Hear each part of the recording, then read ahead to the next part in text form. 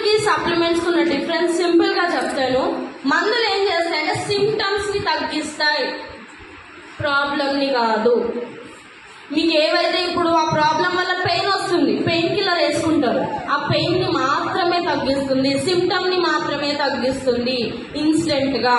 మరి సప్లిమెంట్స్ ఏం చేస్తాయి? మీకు లాంగ్ రన్ లో, దీర్ఘకాలంలో మనకు ఆ ప్రాబ్లం వేర్ల నుంచి మనకు ఆ ప్రాబ్లం ని పర్మనెంట్ గా తగ్గించడానికి సప్లిమెంట్స్ అనేవి హెల్ప్ అవుతాయి.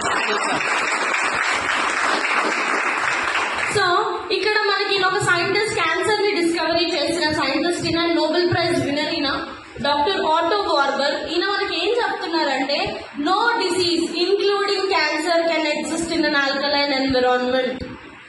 మన బాడీ ఎప్పుడైతే ఆల్కలైన్ కండిషన్ లో ఉంటుందో అక్కడ క్యాన్సర్ కూడా పుట్టే ఛాన్స్ అనేది ఉండదు. మన బాడీలో మినరల్స్ అనేవి అంత ఇంపార్టెంట్ రోల్ ని ప్లే చేస్తుంది. ప్రతి సెల్ వర్క్ అవ్వాలన్నా కూడా మినరల్స్ అనేది అవసరం. So mineral